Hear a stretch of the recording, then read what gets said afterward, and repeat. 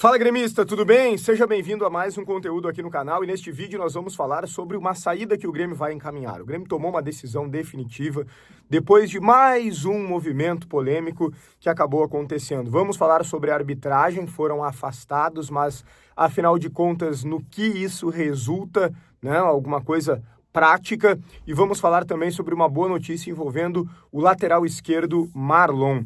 Lembrando, ontem eu falei aqui sobre jogadores que o Grêmio terá de volta, né, no vídeo anterior aqui do canal, jogadores que o Grêmio terá de volta, dúvidas e também ausências. E eu esqueci de citar uma ausência, então já destaco aqui na abertura desse vídeo. O André Henrique também recebeu o terceiro cartão amarelo. A boa notícia é que o Carlos Vinícius estará de volta.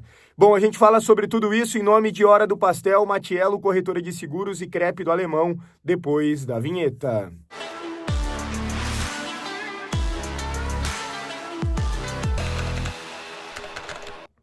Muito bem, pessoal, antes de tudo, deixa teu like no vídeo, te inscreve no canal, também ativa as notificações e deixa a tua opinião nos comentários sobre todos os temas. Não esquece do like e de se inscrever, eu tô chegando na marca dos 70 mil inscritos, confere se tu é inscrito, se não for, se inscreva. Bom, vamos lá. Primeiro ponto para a gente abordar aqui é a situação do Kiki Oliveira. O Kiki Oliveira está criando uma montanha de fatos contra si. Um jogador polêmico e que não joga nada. Eu já vi em muitos momentos da história o Grêmio precisar administrar situações extra-campo de jogadores que resolviam dentro do campo.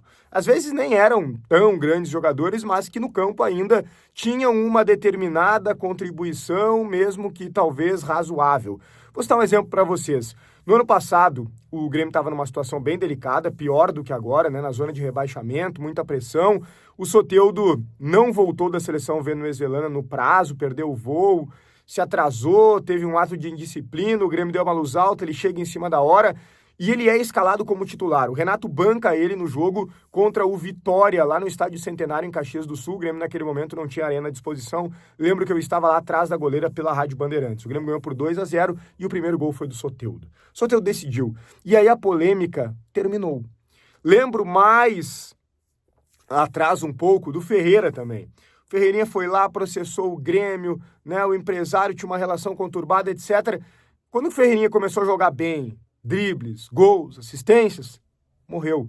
O problema é que o Kiki Oliveira, ele fica criando situações ruins fora de campo, de diversas maneiras, de diferentes maneiras, e não resolve no campo, né? Muito diferente de resolver, na verdade. Ele joga mal, né? Muitos jogos, ele tropeça na bola, esquece da bola, é desarmado com facilidade, erra passes fáceis, às vezes é muito óbvio que o passe é aqui, né? Desse lado, ele toca desse. E assim por diante, né? Finalizações horrorosas. O Kiki Oliveira é um jogador pouquíssimo inteligente para jogar, enfim, tudo isso que a gente já sabe. Eu lembro que lá no início eu alertei, né? Eu falei, olha, o Kiki Oliveira é o Pavon mais novo. O Ribeiro Neto falava muito isso também nos Donos da Bola, na Rádio Bandeirantes. Muita gente da ONG, não sei o quê. Por quê? Porque é o Kiki que fala espanhol, uruguaio, etc, né? Tem uma paciência maior com esse tipo de jogador, mas ele é muito fraco, né? Muito fraco mesmo. O que aconteceu de novo em relação ao Kiki Oliveira? O Kiki Oliveira agora resolveu dar uma entrevista e disse que foi retirado do time titular do Grêmio sem qualquer explicação. Primeiro, o Kiki Oliveira ele precisa se resolver com ele mesmo. Se ele vai criar a narrativa de que ele foi retirado do time titular sem nenhuma justificativa ou se ele se lesionou. Alô, Kiki Oliveira? Tu disse para a seleção uruguaia que tu estava lesionado. Tá lesionado ou tu foi retirado sem qualquer explicação? O Kiki Oliveira não sabe nem o que fala, gente. Tá uma situação bem complicada em relação a esse jogador, mas a informação é que o Grêmio tomou uma decisão, tá? Que esse jogador tem que ser negociado. Tem que ser negociado. É claro que essa é uma decisão desta diretoria, né? Se ela tiver a oportunidade, ela vai negociar no final do ano, mas muito provavelmente ficará para a próxima gestão, né? E a gente não sabe qual será. Mas tá todo mundo vendo, né? Tá todo mundo vendo e também colhendo informações, não só da imprensa, mas também nos bastidores. E a ideia, pelo que a gente fala, não só com o presidente Alberto Guerra, tá?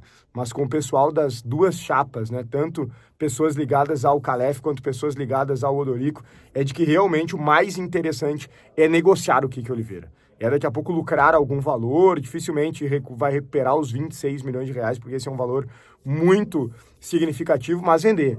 pegar alguma grana, porque esse jogador não tem condições de permanecer no Grêmio, porque ele vai dar problema extra-campo e não vai resolver dentro de campo. Bom, tem uma situação envolvendo o Marlon que eu quero destacar aqui para vocês, que é a seguinte. O Grêmio vai ter que pagar o valor ao Cruzeiro, mas existe já uma cláusula no contrato de parcelamento. E são várias parcelas, 10 para mais, tá? Então o Grêmio vai conseguir parcelar aí os 3,5 milhões de euros pelo Marlon.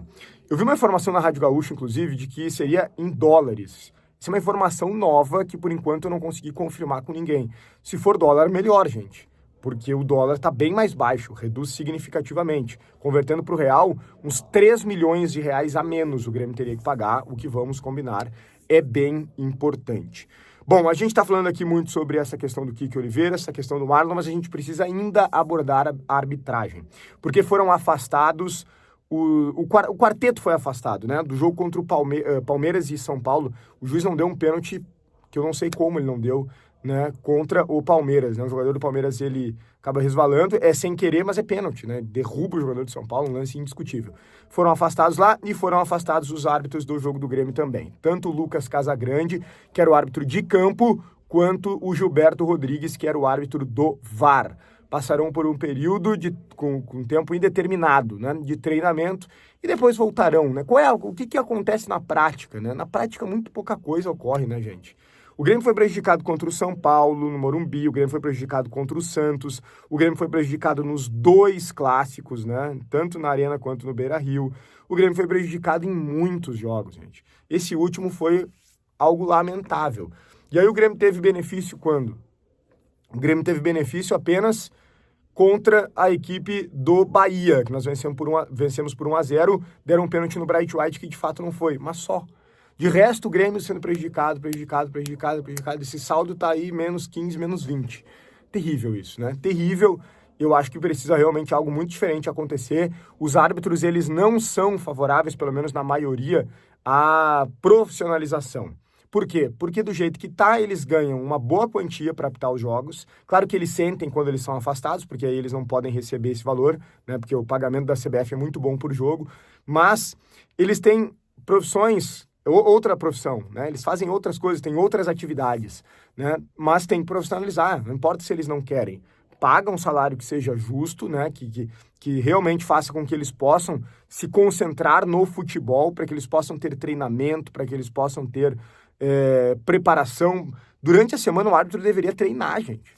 Assim como o jogador treina, o árbitro deveria também treinar, o árbitro deveria passar por uma série de situações todos os dias para chegar nos jogos extremamente preparado, e aí sim diminuiria de uma forma considerável, né, o número de erros. Não o árbitro fazer uma outra atividade na semana, hora ou outra ele recebe ali uma reunião para ver um lance ou outro, alguma atualização, atualiza toda hora também, daí fica aquele descritério, um árbitro apita de um jeito, outro do outro, né? Então, assim, a gente se apega muito na arbitragem, nos árbitros em si, né? E eles são péssimos, mas eles são péssimos pela estrutura que é dada. A CBF trata como amadores, os árbitros são praticamente sim amadores, enquanto o futebol é cada vez mais profissional, cada vez envolve mais dinheiro, cada vez a pressão é maior nos jogadores, nos treinadores, nos dirigentes, e aí quem decide, os resultados são modificados, muitos resultados modificados a cada rodada por árbitros amadores. Claro que os árbitros, eles precisam querer a profissionalização, né? Assim, eu digo, precisam querer no sentido de, pô, se vai ser colocado como vítima, entre aspas, de uma CBF, então colaborem para a profissionalização. Agora, tem que ser profissionalizado, eles querendo ou não. Ah, eu não quero, porque eu quero ter minha profissão. Então, tchau. Vários vão querer, né? E assim a gente cria um ambiente de árbitros preparados de fato, né? Porque senão é uma várzea. O que está acontecendo hoje é uma várzea, a falência total da arbitragem brasileira, que vem prejudicando vários clubes, mas eu não tenho dúvida nenhuma em afirmar que, disparadamente, o Grêmio é o clube mais prejudicado pela arbitragem no Brasil. O conteúdo tem a força de Hora do Pastel, a maior franquia de fast food de pastéis do Brasil e uma das maiores do mundo. Vocês já sabem, é qualidade absoluta e não para de crescer, de abrir novas lojas, porque o pessoal gosta cada vez mais. 3 lojas em Porto Alegre, tem em Canoas, Esteio, São Leopoldo, Novo Hamburgo, Campo Bom, Sapiranga. Procura mais próxima de ti no site ou então no Instagram. Hora do Pastel, pastel crocante, recheio generoso e um sabor que conquista. Várias opções que tu não encontra em outros lugares. Pode modificar cá para fazer o pastel do teu jeito, 3 tamanhos, grande, médio e pequeno.